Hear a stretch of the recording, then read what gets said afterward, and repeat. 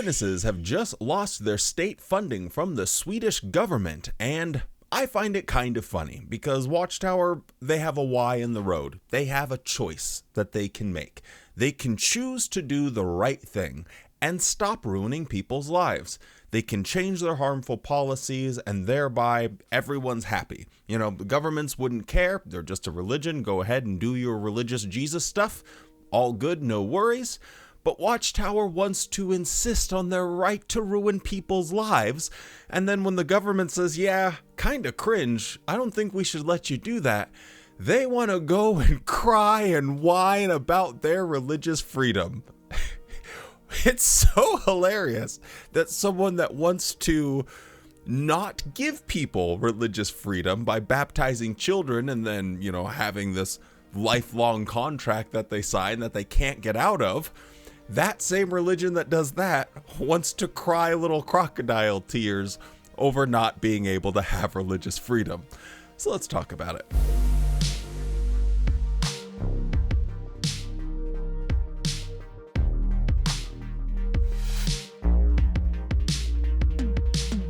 Hello and welcome back to the JW Thoughts channel. My name is Wally and today we're talking about Sweden. Quickly before we get into it, don't forget to drop a like on the video. It really helps it out to more people on YouTube and is very much appreciated. Also, I have a thin chance of hitting my goal of 45,000 subscribers by the end of the year, so if you could consider subscribing, I would very much appreciate it. With all of that being said, let's jump right into it.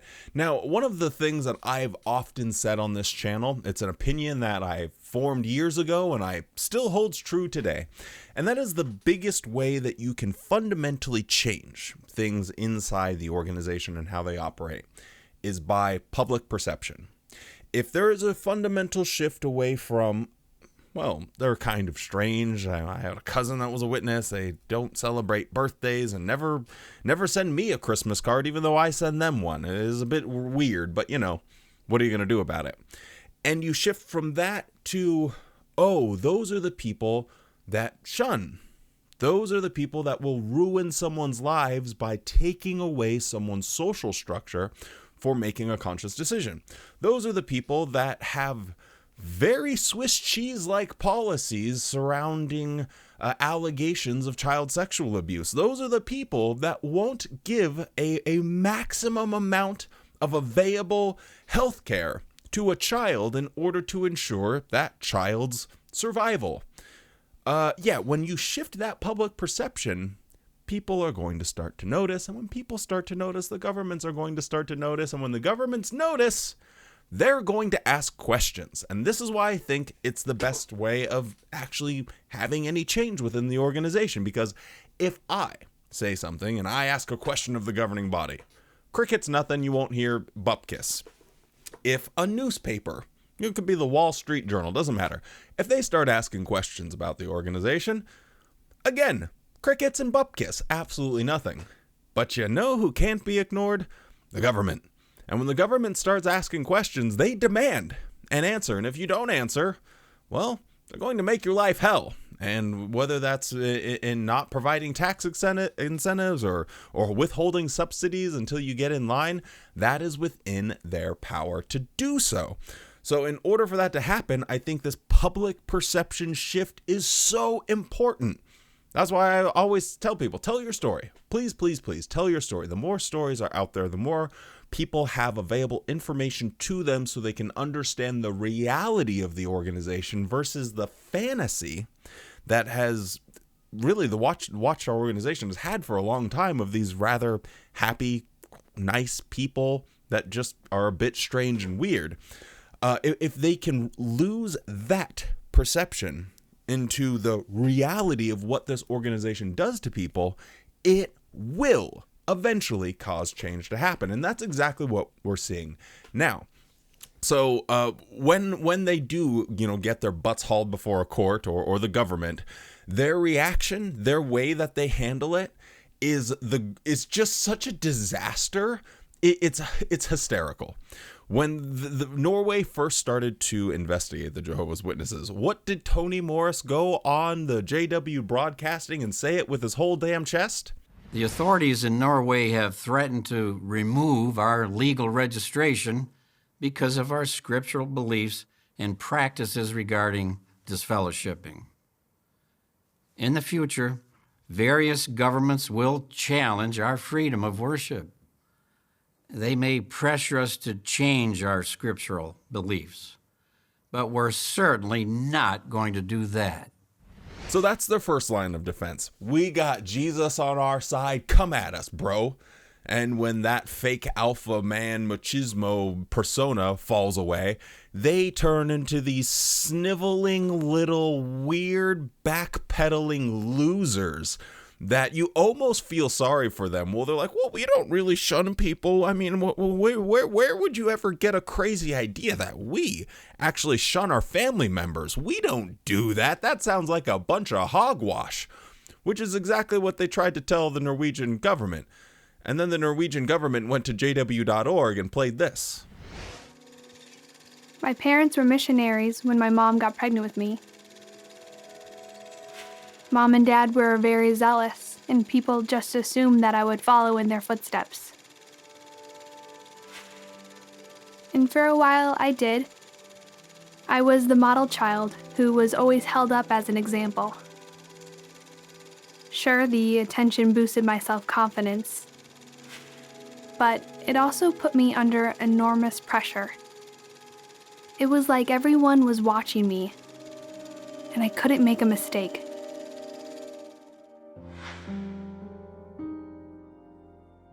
In my mid-teens, I began to feel torn.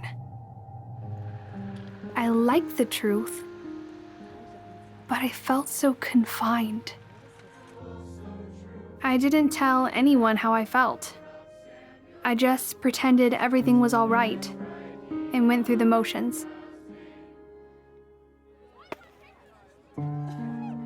I envied kids who didn't have to live under so many restrictions. And if they got the truth later in life, they got to experience the best of both worlds.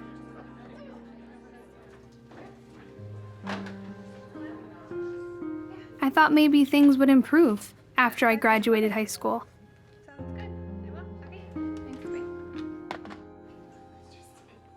But then at my new job, I met Eric. I was determined to do what I wanted. When I left home that day, all I could think about was Eric.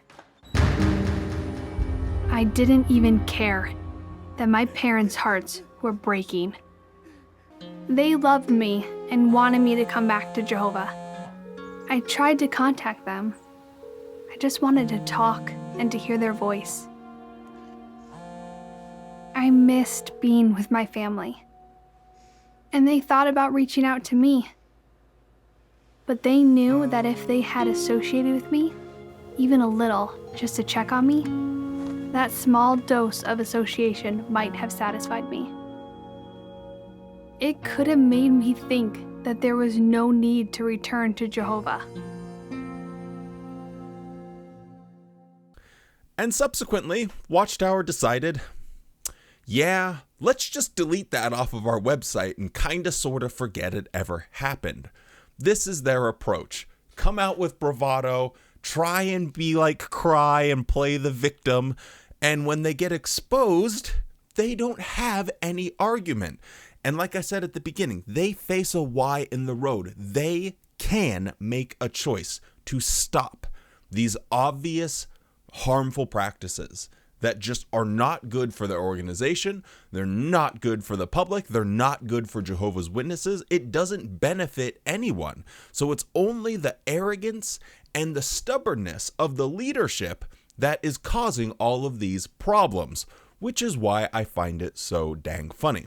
So let's take a look at what the Swedish government said specifically. We won't get into the whole kit and caboodle here, but just so we can understand where they're coming from.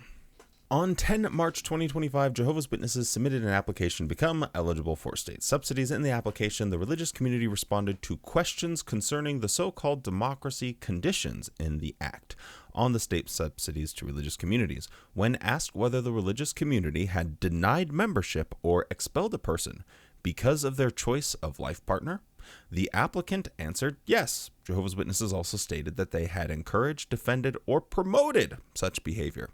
Jehovah's Witnesses then elaborated on their answer as follows. Jehovah's Witnesses respect and show consideration for all people regardless of their sexual orientation. Everyone is welcome to attend our meetings and gatherings, and anyone can request a free personal Bible study with Jehovah's Witnesses. At the same time, Jehovah's Witnesses choose to live according to the moral standards of the Bible. On one of the acts that the Bible disapproves of is sex outside of marriage, whether homosexual or heterosexual. A person can therefore become and remain a Jehovah's Witness if he or she agrees with the Bible standards and wishes to live by them. And then on the 27th of May, based on the Jehovah's Witnesses' response in the application and what had emerged from information obtained from other sources, the SST requested the Jehovah's Witness to answer the following questions. Does a member risk being expelled from a religious community if they choose a life partner who, for example, does not belong to Jehovah's Witnesses, belongs to another religion, or is of the same?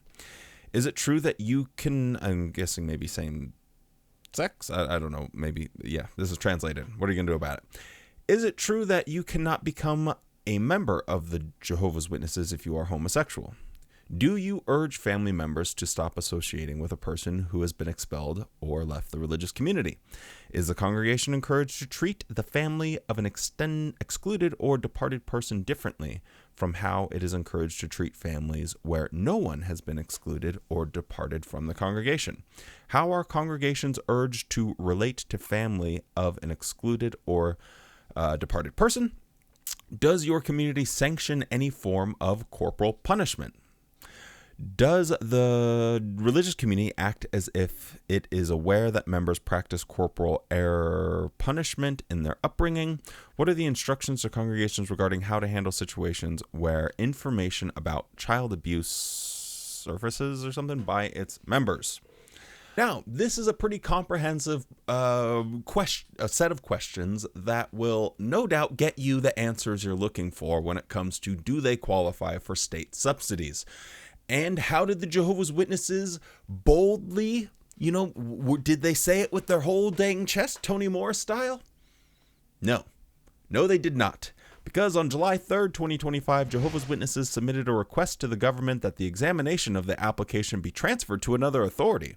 The grounds for the request were that the SST and its representatives were biased, and that the authority failed to meet the requirements of objectivity and neutrality under the Constitution and the European Convention. This request stated that the letter should be considered a response to the SST's request for additional information. And so on and so forth this goes. They refused to answer these questions. They just said, "What, you're investigating us? What in tarnation is going on around here? Don't you know that we have the truth? Don't you know that we're God's one true organization? Who the heck are you? I think we need a different people to actually rule." It's absurd, the level of arrogance that they have. Here is a set of very reasonable questions to ask if you are the one writing the check for state subsidies. Say, okay, well, let's make sure these questions are asked and answered so that way we can establish whether or not you qualify. And the Jehovah's Witnesses' response was to say, I don't think you're qualified to be asking us these questions. It blows my mind, the arrogance of these goofballs. Governing body, please, you have a choice. There is an option. There is a door number C. Change your dang policies. Bingo, bango, bongo, you're done. All of the negative PR goes away. But they absolutely refuse. This goes on and on and on. But here towards the end, this is a paragraph that summarizes it pretty good. The SST has, on 3 occasions, May, August, and September, requested that the witnesses answer the questions posed by SST and given the witnesses the opportunity to submit a statement regarding the information contained in the document sent to the committee. As stated above, the witnesses have chosen not to answer the questions and have not refuted or otherwise responded to the information in the documents submitted for comment. So this is what Watchtower does. They try and make it seem as if they're not so bad. Make it seem that, well, the European Court of Human Rights, do you want us to go there?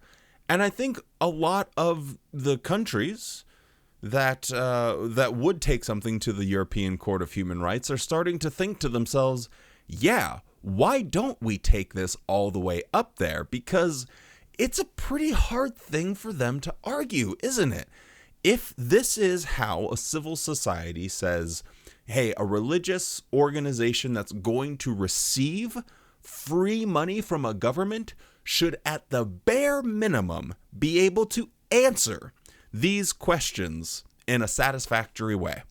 You know, do you shun people if they decide that they no longer want to be a Jehovah's Witness? Yes, we do. It's very simple. It's a yes or no question. Okay, when was that person baptized? 7. So you don't allow other people to exercise religious freedom. Correct. And you want to be able to get religious freedom yourself? Correct. No, you don't get to have religious freedom if you're a religion that's not going to give religious freedom to your members. Full stop, plain and simple. It doesn't have to be very complicated.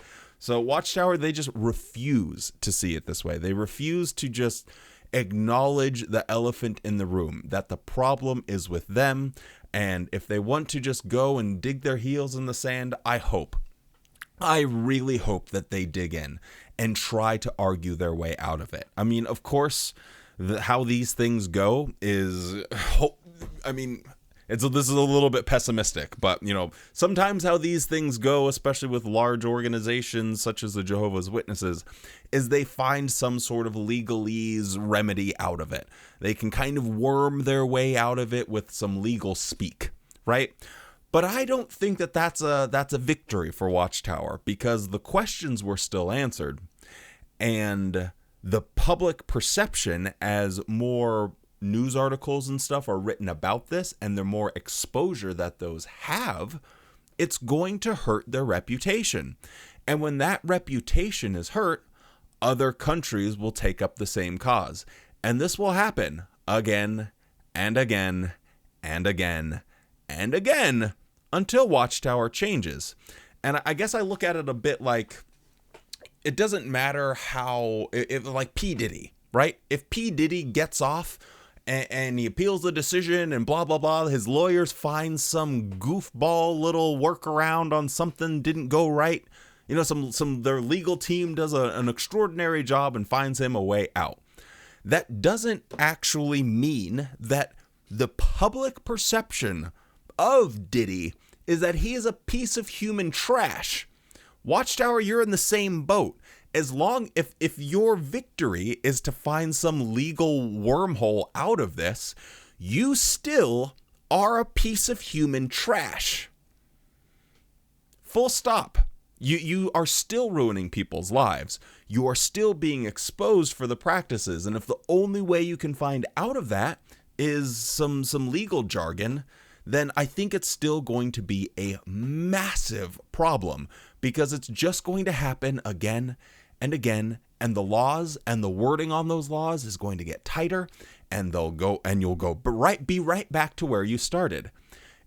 Going forward, they're not going to have an option to just hide behind their standing. Oh, well, we've had these religious privileges for years. That's not going to work going forward. It simply isn't. I mean, I could be wrong. What do I know? I'm just some goofball in the Pacific Northwest that talks to my little cannon here in the corner. But I really don't see this problem going away. I think it's going to get worse. And the more and more it happens, the more expensive it gets. And yeah, they might not care about losing out on the subsidies from Norway or Sweden. But boy howdy, if these start compounding and you having to fight multiple long legal battles that are ruinously expensive, there gets a point where if you're spending $100 million a year, something crazy like that, just trying to defend your right to shun kids who don't want to be Jehovah's Witnesses anymore, it's going to be an embarrassing PR disaster. So the easy way out is for them to change.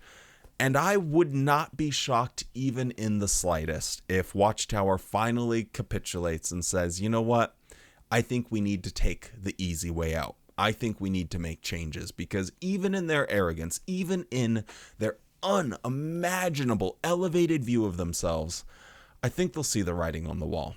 So that's just my prediction. I can see by 2030 that the shunning maybe isn't really there. I don't know how they're going to get around, well, can someone be a homosexual and be a Jehovah's Witness? That one will be an interesting one to see how that one plays out. But as far as the shunning goes, I could at least see them getting around that. They could probably wave the Bible around for the other. So I guess we'll see how it all plays out, and I'll try and keep you guys up to date as information comes out about this. So with all that being said, stay safe, be kind, and don't forget to spend more time loving the things you love than hating the things you hate. Now go out there and have a good ass day.